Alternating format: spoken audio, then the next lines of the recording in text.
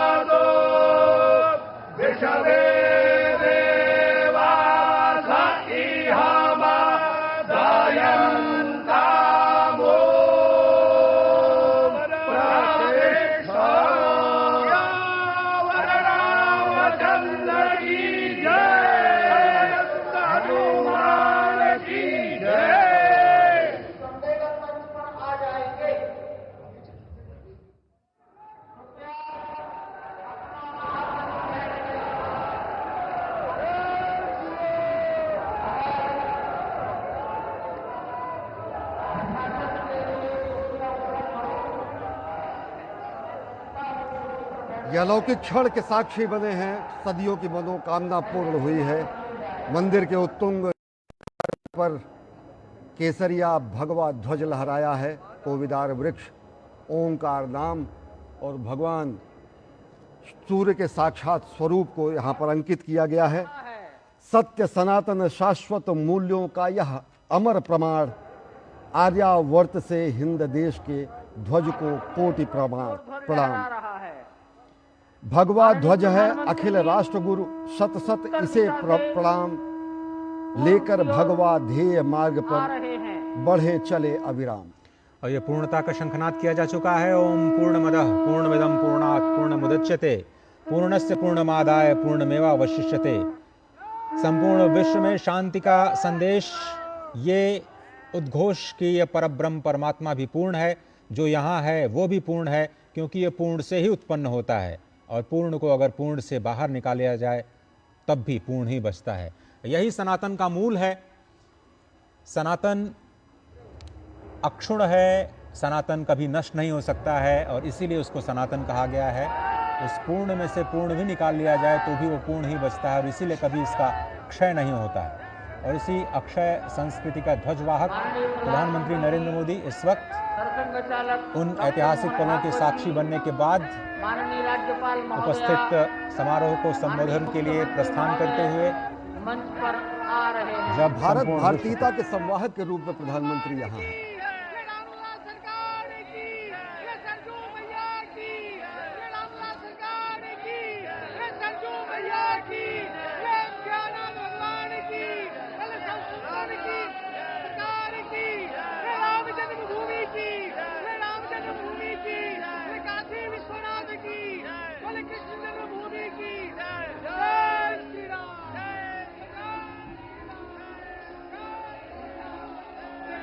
मंच की ओर से आपका अभिवादन किया गया।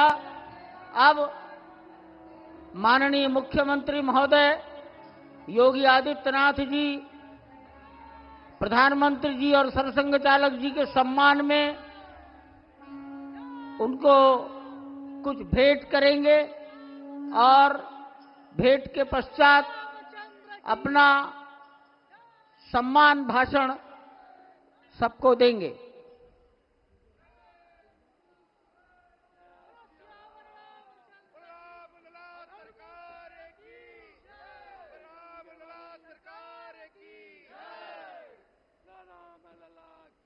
इस सम्मान में रामलला का प्रतिमा और जो ध्वज ऊपर फहराया गया है, आरोहित किया गया है, उस ध्वज को ही प्रतीक बनाकर भेंट किया गया है। रामलला की प्रतिमा और कोविदार वृक्ष युक्त सूर्य और ओंकार युक्त ध्वज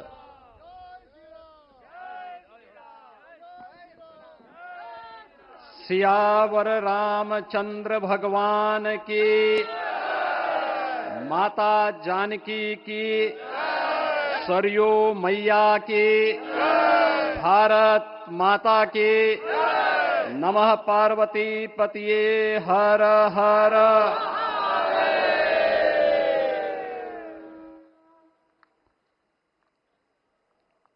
आज सफल तपु तीरथ त्यागो, आज सुफल जप जोग विरागो। इस अवसर पर भारत के भाग्य को वैश्विक मंच पर एक नई ऊंचाई पर पहुंचाने वाले हमारे विचार परिवार के मुखिया आदरणीय सरसंघ चालक जी का भी मैं सभी राम भक्तों की ओर से हृदय से स्वागत और अभिनंदन करता हूं। इस आयोजन में हृदय से स्वागत करता हूं, अभिनंदन करता हूं। बहनों और भाइयों, प्रभु श्री राम का यह भव्य मंदिर 140 करोड़ भारतीयों की आस्था, सम्मान और आत्म गौरव का प्रतीक है। इस भव्य मंदिर के निर्माण में योगदान देने वाले उन सभी कर्मयोगियों का भी मैं हृदय से अभिनंदन करता हूं। आज का यह पावन दिन उन पूज्य संतों, योद्धाओं, श्री राम भक्तों की राज्य के मूल्य कालजयी हैं। आदरणीय प्रधानमंत्री जी, 2014 में जब आपने भारत का नेतृत्व संभाला था, उसी दिन कोटि कोटि भारतवासियों के मन में, उनके हृदय में यह संभावना, यह संकल्प और विश्वास का सूर्योदय हुआ। आज वही विश्वास, वही तपस्या, वही अनगिनत पीढ़ियों की प्रतीक्षा आपके कर कमलों के माध्यम से साकार रूप से पूरे भारतवासियों और सभी सनातन धर्मावलंबियों के समक्ष आज इस भव्य राम मंदिर के रूप में है। श्री राम मंदिर पर फहराता यह केसरिया ध्वज धर्म का प्रतीक की ओर प्रदान कर रहा है। तो नहीं दरिद्र कोहु दुखी न दीना, नहीं कोहु अबुद न लक्षण हीना। 80 करोड़ लोगों को राशन की सुविधा का लाभ, 50 करोड़ लोगों को निःशुल्क स्वास्थ्य की सुविधा का लाभ, हर गरीब के पास जरूरतमंद को एक आवास की सुविधा, हर व्यक्ति को बिना भेदभाव के शासन की सभी प्रकार की सुविधाओं का, यह राम राज्य की उस उद्घोषणा का जिसका आधार विकसित भारत है। तो हर एक मुंह से दर्शन और नेतृत्व में आज अयोध्या उत्सवों की एक वैश्विक राजधानी बन रही है। यहां हर दिन एक पर्व है, हर दान एक प्रताप है और हर दिशा में राम राज्य की पुनर्स्थापना का दिव्य पथ पंचकोसी और 14 कोसी परिक्रमा के साथ साथ 84 कोसी की परिक्रमा श्रद्धालु और भक्तों को एक नए मार्ग, एक नए केंद्र के रूप में और देश की पहली सोलर सिटी के रूप में भी, इसे सस्टेनेबल स्मार्ट सिटी के रूप में इस नई अयोध्या का दर्शन आदरणीय प्रधानमंत्री जी के मार्गदर्शन में आज हम सब करता हूं। मंचस्थ सभी मान्यवर, उपस्थित सज्जन, माता भगिनी, आज हम सबके लिए एक सार्थ श्रीमान डालमिया जी, कितने संत, कितने गृहस्थ जो कभी अयोध्या में फहराता था और संपूर्ण विश्व में अब होता है। इतना ऊंचा ध्वज चढ़ाना कितना समय लगा आप जानते हैं। मंदिर बनने में भी समय लगा। उस धर्म का प्रतीक भगवा रंग, वह इस ध्वज का रंग है। ये धर्म ध्वज है। इस धर्म ध्वज पर रघुकुल का प्रतीक कोविदार वृक्ष है। वैसे रूप देखा जाए तो कचनार जैसे लगता है। और जो खोजी लोग हैं वो खोज कर कह रहे हैं कि मंदार और पारिजात दो वृक्षों का एक तरह से संकर है। दोनों वृक्षों के गुण, ये दोनों वृक्ष देव वृक्ष कहलाते हैं। दो देव वृक्षों के गुणों का समुच्चय ये वृक्ष है। और ये वृक्ष उस रघुकुल की सत्ता का प्रतीक है। वो सत्ता वृक्ष से व्यक्त होती है, जिसके बारे में कहा गया, छायाम अन्यस्य कुर्वन्ति तिष्ठन्ति स्वयं आतपे। सबके लिए छाया देते हैं, स्वयं धूप में खड़े रहकर। फलान्यपि परार्थाय, फल स्वयं उगाते हैं, दूसरों के लिए बांट देते हैं। वृक्षा सत्पुरुषा इव, वृक्ष सत्पुरुष होते हैं। और कचनार के गुण औषधि भी है। कचनार के वृक्ष का अन्न में भी उपयोग है। सब प्रकार से उपयोगी इस वृक्ष का प्रतीक हमने लगाया है। धर्म जीवन ऐसा जीवन होता है। रास्ता खराब भी नहीं, रास्ता है ही नहीं। अधांतर में चलो रथस्य एकम चक्रम। हिंदू समाज ने लगातार 500 साल और बाद के दीर्घ आंदोलन में अपने इस स्वत्व को सिद्ध किया और रामलला आ गए, मंदिर बन गया। यही बात सत्य पर आधारित धर्म, सत्य जो प्रतिनिधित्व होता है ओंकार से, वो सारी दुनिया को देने वाला भारत हमको खड़ा करना है। हमारे इस संकल्प का प्रतीक यह राम मंदिर, उसकी प्रक्रिया आज हमने पूरी कर ली है। यह धर्म, यह ज्ञान, यह छाया, यह सुफल संपूर्ण दुनिया में बांटने वाला भारतवर्ष खड़ा करने का काम अपना शुरू हो गया है। उसको, इस प्रतीक को देखकर, हिम्मत रखकर, उसी प्रकार सतत प्रयास करते हुए सब प्रकार की विपरीतताओं में भी हम सबको मिलके करना पड़ेगा। है वो ऐसा जीवन जिए कि स्वम स्वम चरित्रम शिक्षेरन पृथिव्याम सर्वमानवा। पृथ्वी के सर्व मानव अपने अपने चरित्र की शिक्षा, जीवन की विद्या भारतवासियों से सीखे। ऐसे भारतवासियों का परम वैभव संपन्न, सर्वशक्ति संपन्न और सबके लिए खुशी बांटने वाला, शांति बांटने वाला, सबको विकास के सुफल देने वाला भारतवर्ष खड़ा करना है। तो ऐसा, और मैं कहूं कि उन्होंने जो सपना देखा था उससे भी अधिक भव्य और अधिक सुंदर ये निवेदन मैं उनके सम्मुख करता हूं।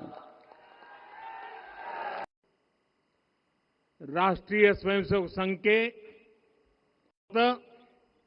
देवी और सज्जनों, आज अयोध्या नगरी भारत की सांस्कृतिक चेतना के एक और उत्कर्ष बिंदु की साक्षी बन रही है।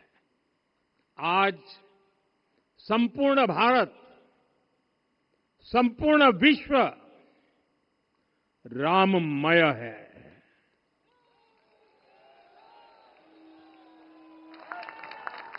हर राम भक्त के हृदय में अद्वितीय संतोष है।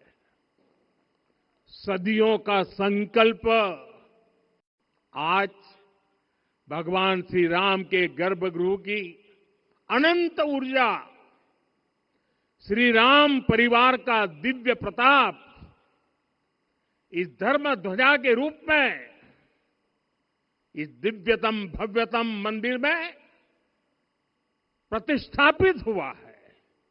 और साथियों, ये धर्म ध्वजा केवल एक ध्वजा नहीं,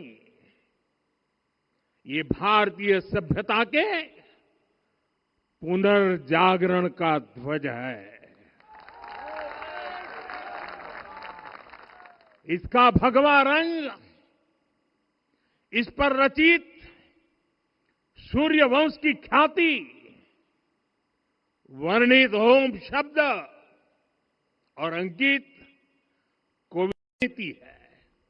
साथियों, आने वाली सदियों और सहस्त्र शताब्दियों तक ये धर्म ध्वज प्रभु राम के आदर्शों और सिद्धांतों का उद्घोष करेगा। ये धर्म ध्वज आह्वान करेगा, सत्यमेव जयते नानृतम, यानी जीत सत्य की ही होती है, असत्य की नहीं। ये धर्म ध्वज उद्घोष करेगा, सत्यम एक पदम ब्रह्म सत्य धर्म प्रतिष्ठित, अर्थात सत्य ही ब्रह्म का स्वरूप है, सत्य में ही धर्म स्थापित है। ये धर्म ध्वज प्रेरणा बनेगा, प्राण जाए पर वचन न जाहि, अर्थात जो कहा जाए वही किया जाए। ये धर्म ध्वज संदेश देगा, कर्म प्रधान विश्व रची राखा, अर्थात विश्व में कर्म और कर्तव्य की प्रधानता हो। ये धर्म ध्वज कामना करेगा, बैर न विग्रह आस न त्रासा, सुखमय ताही सदा सब आशा, यानी भेदभाव, पीड़ा, परेशानी से मुक्ति, समाज में शांति और सुख हो। ये धर्म ध्वज हमें संकल्पित करेगा, नहीं दरिद्र कोऊ दुखी न दीना, यानी हम ऐसा समाज बनाएं जहां गरीबी न हो, कोई दुखी या लाचार न हो। साथियों, हमारे ग्रंथों में कहा गया है, आरोपितम ध्वजम दृष्ट्वा ये अभिनंदनित धार्मिकाः ते अपि सर्वे प्रमुच्यते महापातक कोटिभिः, यानी जो लोग किसी कारण मंदिर नहीं आ पाते और दूर से मंदिर के ध्वज को प्रणाम कर लेते हैं, उन्हें भी उतना ही पुण्य मिल जाता है। साथियों, ये धर्म ध्वज भी इस मंदिर के ध्येय का प्रतीक है। ये ध्वज दूर से ही रामलला की जन्मभूमि के दर्शन कराएगा और युगों युगों तक प्रभु श्री राम के आदेशों और प्रेरणाओं को मानव मात्र तक पहुंचाएगा। साथियों, मैं संपूर्ण विश्व के करोड़ों राम भक्तों को इस अविस्मरणीय क्षण की, इस अद्वितीय अवसर की हार्दिक शुभकामनाएं देता हूं। मैं आज उन सभी भक्तों को भी प्रणाम करता हूं, हर उस दानवीर का भी आभार व्यक्त करता हूं जिसने राम मंदिर निर्माण के लिए अपना सहयोग दिया। मैं राम मंदिर के निर्माण से जुड़े हर श्रमवीर, हर कारीगर, हर योजनाकार, हर वास्तुकार, सभी का अभिनंदन करता हूं। साथियों, अयोध्या वह भूमि है जहां आदर्श आचरण में बदलते हैं। यही वह नगरी है जहां श्री श्री राम ने अपना जीवन पथ शुरू किया था। इसी अयोध्या ने संसार को बताया कि एक व्यक्ति कैसे समाज की शक्ति से, उसके संस्कारों से पुरुषोत्तम बनता है। जब श्री राम अयोध्या से वनवास को गए तो वे युवराज राम थे, लेकिन जब लौटे तो मर्यादा पुरुषोत्तम बनकर के आए। और उनके मर्यादा पुरुषोत्तम बनने में महर्षि वशिष्ठ का ज्ञान, महर्षि विश्वामित्र की दीक्षा, महर्षि अगस्त्य का मार्गदर्शन, निषाद राज की मित्रता, मां शबरी की ममता, भक्त हनुमान। यहां माता शबरी का मंदिर बना है जो जनजातीय समाज के प्रेम भाव और आतिथ्य परंपरा। महर्षि वशिष्ठ है, महर्षि विश्वामित्र है, महर्षि अगस्त्य है और संत तुलसीदास है। रामलला के साथ साथ इन सभी ऋषियों के दर्शन भी यहीं पर होते हैं। यहां जटायु जी और गिलहरी की मूर्तियां भी है जो बड़े संकल्पों की सिद्धि के लिए हर छोटे से छोटे प्रयास के महत्व को दिखाती है। मैं आज हर देशवासी से कहूंगा कि वो जब भी राम मंदिर आए तो सप्त मंदिर के दर्शन भी अवश्य करें। ये मंदिर हमारी आस्था के साथ साथ मित्रता, कर्तव्य और सामाजिक सद्भाव के मूल्यों को भी शक्ति देते हैं। साथियों, हम सब जानते हैं हमारे राम भेद से नहीं भाव से जुड़ते हैं। उनके लिए व्यक्ति का कुल नहीं, उसकी भक्ति महत्वपूर्ण है। उन्हें वंश नहीं, मूल्य प्रिय है। उन्हें शक्ति नहीं, सहयोग महान लगता है। आज हम भी उसी भावना से आगे बढ़ रहे हैं। पिछले 11 वर्षों में महिला, दलित, पिछड़े, अति पिछड़े, आदिवासी, वंचित, किसान, श्रमिक, युवा, हर वर्ग को विकास के केंद्र में रखा गया है। जब देश का हर व्यक्ति, हर वर्ग, हर क्षेत्र सशक्त होगा, तब संकल्प की सिद्धि में सबका प्रयास लगेगा। और सबके प्रयास से ही 2047 जब देश आजादी के 100 साल मनाएगा, हमें 2047 तक विकसित भारत का निर्माण करना ही होगा। साथियों, रामलला की प्राण प्रतिष्ठा के ऐतिहासिक अवसर पर मैंने राम से राष्ट्र के संकल्प की चर्चा की थी। मैंने कहा था कि हमें आने वाले 1000 वर्षों के लिए भारत की नींव मजबूत करनी है। हमें याद रखना है, जो सिर्फ वर्तमान का सोचते हैं वो आने वाली पीढ़ियों के साथ अन्याय करते हैं। हमें वर्तमान के साथ साथ भावी पीढ़ियों के बारे में भी सोचना है, क्योंकि हम जब नहीं थे ये देश तब भी था, जब हम नहीं रहेंगे ये देश तब भी रहेगा। हम एक जीवंत समाज है, हमें दूरदृष्टि के साथ ही काम करना होगा।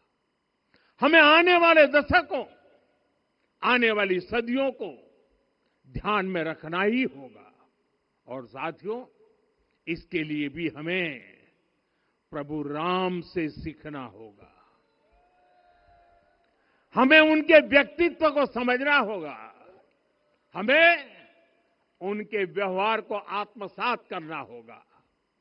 हमें याद रखना होगा, राम यानी आदर्श, राम यानी मर्यादा, राम यानी जीवन का सर्वोच्च चरित्र, राम यानी सत्य और पराक्रम का संगम। दिव्य गुणे शक्र समो रामः सत्य पराक्रमः। राम यानी धर्म पथ पर चलने वाला व्यक्तित्व। रामः सत्पुरुषो लोके सत्यः सत्यपरायणः। राम यानी जनता के सुख को सर्वोपरि रखना, प्रजा सुखत्वे चंद्रस्य। राम यानी धर्म और क्षमा का दरिया, वसुधाया क्षमा गुणे है। राम यानी ज्ञान और विवेक की पराकाष्ठा, बुद्ध या बृहस्पति तुल्य। राम यानी कोमलता में दृढ़ता, मृदु पूर्वज भाषते। राम यानी कृतज्ञता का सर्वोच्च उदाहरण, कदाचन नोपकारेण कृति नैकेन तुष्यति। राम यानी श्रेष्ठ संगति का चयन, शीला वृद्धे ज्ञान वृद्धे वयोवृद्धे च सज्जनई। राम यानी विनम्रता में महाबल, वीर्यवान च वीर्यण महता स्वेन विस्मितः। राम यानी सत्य का अडिग संकल्प, न च अनुत्र कथो विद्वान। राम यानी जागरूक, अनुशासित और निष्कपट मन, निस्तिंद्र अपम्रत च स्वदोष परदोषवित। साथियों, राम सिर्फ एक व्यक्ति नहीं, राम एक मूल्य है, एक मर्यादा है, एक दिशा है।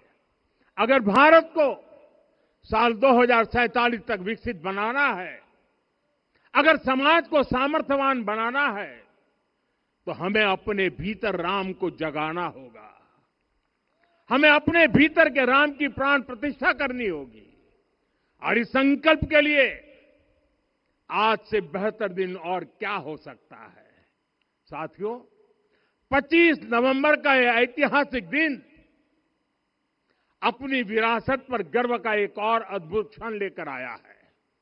इसकी वजह है धर्म ध्वजा पर अंकित कोविदार वृक्ष। ये कोविदार वृक्ष इस बात का उदाहरण है कि जब हम अपनी जड़ों से कट जाते हैं तो हमारा वैभव इतिहास के पन्नों में दब जाता है। साथियों, जब भरत अपनी सेना के साथ चित्रकूट पहुंचे तो लक्ष्मण ने दूर से ही अयोध्या की सेना को पहचान लिया। ये कैसे हुआ, इसका वर्णन वाल्मीकि जी ने किया है। और वाल्मीकि जी ने क्या वर्णन किया है? उन्होंने कहा है, विराजित उद्गत स्कंधम कोविदार ध्वजः रथे। लक्ष्मण कहते हैं, राम, सामने जो तेजस्वी प्रकाश में विशाल वृक्ष जैसा ध्वज दिखाई दे रहा है, वही अयोध्या की सेना का ध्वज है। उस पर कोविदार का शुभ चिन्ह अंकित है। साथियों, विश्वास भी लौट आता है। और इसलिए मैं कहता हूं, देश को आगे बढ़ना है तो अपनी विरासत पर गर्व कर। साल 1835 में 1835 में मैकाले नाम के एक अंग्रेज ने भारत को अपनी जड़ों से उखाड़ने के बीज बोए थे। मैकाले ने भारत में मानसिक गुलामी की नींव रखी थी। 10 साल बाद यानी 2005 सोचा था, उसका प्रभाव कहीं व्यापक हुआ। हमें आजादी में कहा गया कि हमारा संविधान भी विदेश से प्रेरित है, जबकि सच ये है कि भारत लोकतंत्र की जननी है, मदर ऑफ डेमोक्रेसी है। लोकतंत्र हमारे डीएनए में है। साथियों, अगर आप तमिलनाडु जाएंगे तो तमिलनाडु के उत्तरी हिस्से में उत्तीर-मेरूर गांव है। वहां हजारों वर्ष पहले का एक शिलालेख है। उसमें बताया गया है कि उस कालखंड में भी कैसे लोकतांत्रिक तरीके से शासन व्यवस्था चलती थी, लोग कैसे सरकार चुनते थे। लेकिन हमारे यहां तो मैग्ना कार्टा की प्रशंसा का ही चलन रहा। हमारे यहां भगवान बसवन्ना, उनके अनुभव मंटपा की जानकारी भी सीमित रखी गई।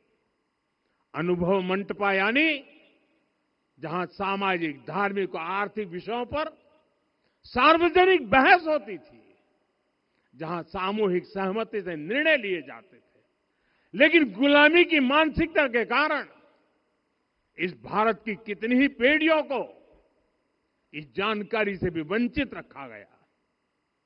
साथियों, हमारी व्यवस्था के हर कोने में गुलामी की इस मानसिकता ने डेरा डाला हुआ था।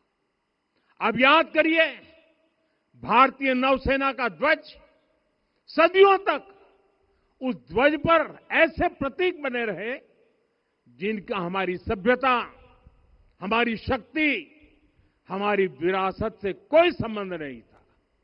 अब हमने नौसेना के ध्वज से गुलामी के हर प्रतीक को हटाया है। हमने छत्रपति शिवाजी महाराज की विरासत को स्थापित किया है। और ये सिर्फ एक डिजाइन में बदलाव नहीं हुआ, ये मानसिकता बदलने का क्षण था। ये वो घोषणा थी कि भारत अब अपनी शक्ति अपने प्रतीकों से परिभाषित करेगा, न कि किसी और की विरासत से। और साथियों, यही परिवर्तन आज अयोध्या में भी दिख रहा है। साथियों, ये गुलामी की मानसिकता ही है जिसने इतने वर्षों तक रामत्व को नकारा है। भगवान राम अपने आप में एक वैल्यू सिस्टम है। ओरछा के राजा राम से लेकर रामेश्वरम के भक्त राम तक और शबरी के प्रभु राम से लेकर मिथिला के पाहुन राम जी तक, भारत के हर घर में, हर भारतीय के मन में और भारतवर्ष के हर कण कण में राम है। लेकिन गुलामी की मानसिकता इतनी हावी हो गई कि प्रभु राम को भी काल्पनिक घोषित किया जाने लगा। साथियों, अगर हम ठान लें अगले 10 साल में मानसिक गुलामी से पूरी तरह मुक्ति पा लेंगे, और तब जाकर के ऐसी ज्वाला प्रज्वलित होगी, ऐसा आत्मविश्वास बढ़ेगा कि 2047 तक विकसित भारत का सपना पूरा होने से भारत को कोई रोक नहीं पाएगा। आने वाले 1000 वर्ष के लिए भारत की नींव तभी सशक्त होगी जब मैकाले की गुलामी के प्रोजेक्ट को हम अगले 10 साल में पूरी तरह ध्वस्त करके दिखा देंगे। साथियों, अयोध्या धाम में रामलला का मंदिर परिसर भव्य से भव्यतम हो रहा है और साथ ही अयोध्या को संवारने का काम लगातार जारी है। आज अयोध्या फिर से वह नगरी बन रही है जो दुनिया के लिए उदाहरण बनेगी। त्रेता युग की अयोध्या ने मानवता को नीति दी। 21वीं सदी की अयोध्या मानवता को विकास का नया मॉडल दे रही है।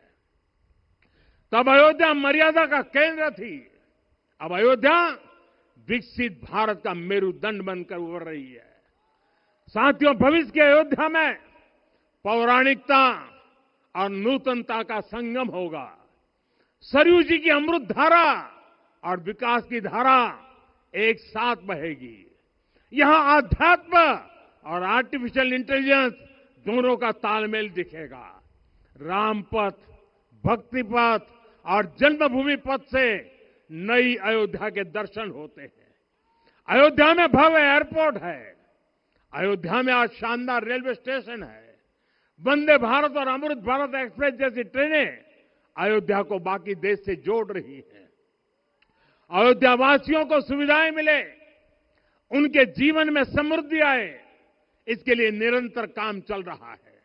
साथियों, जब से प्राण प्रतिष्ठा हुई है तब से लेकर आज तक करीब करीब 45 करोड़ श्रद्धालु यहां दर्शन के लिए आ चुके हैं।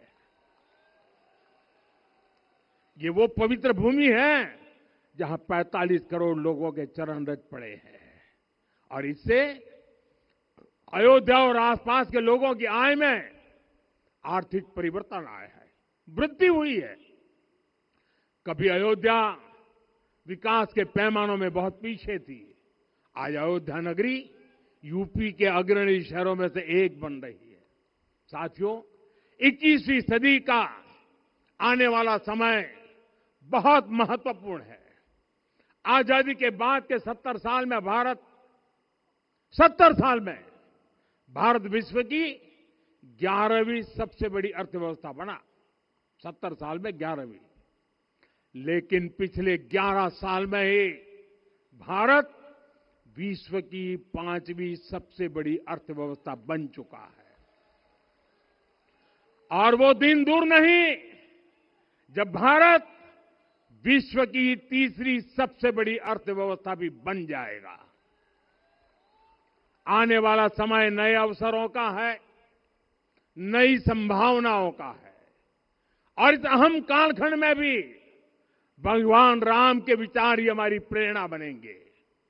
जब श्री राम के सामने रावण विजय जैसा विशाल लक्ष्य था, तब उन्होंने कहा था, सौरज धीरज ते ही रथ चाका, सत्यशील दृढ़ ध्वज पताका, बल विवेक दम परहित गोरे, क्षमा कृपा समता रजु जोरे। यानी रावण पर विजय पाने के लिए जो रथ चाहिए, शौर्य और धैर्य उसके पहिए हैं, उसकी ध्वजा सत्य और अच्छे आचरण की है, बल विवेक संयम और परोपकार इस रथ के घोड़े हैं। लगाम के रूप में क्षमा, दया और समता है जो रथ को सही दिशा में रखते हैं। साथियों, विकसित भारत की यात्रा को गति देने के लिए ऐसा ही रथ चाहिए, ऐसा रथ जिसके पहिए शौर्य और धैर्य हो, यानी चुनौतियों से टकराने का साहस भी हो और परिणाम आने तक दृढ़ता से डटे रहने का धैर्य भी हो। ऐसा रथ जिसकी ध्वजा सत्य और सर्वोच्च आचरण हो, यानी नीति, नियत और नैतिकता से समझौता कभी न हो। ऐसा रथ जिसके घोड़े बल, विवेक, संयम और परोपकार हो, यानी शक्ति भी हो, बुद्धि भी हो, अनुशासन भी हो और दूसरों के हित का भाव भी हो। ऐसा रथ जिसकी लगाम क्षमा, करुणा और संभाव हो, यानी जहां सफलता का अहंकार नहीं और असफलता में भी दूसरों के प्रति सम्मान बना रहे। और इसलिए मैं आदरपूर्वक कहता हूं, ये पल कंधे से कंधा मिलाने का है, ये पल गति बढ़ाने का है।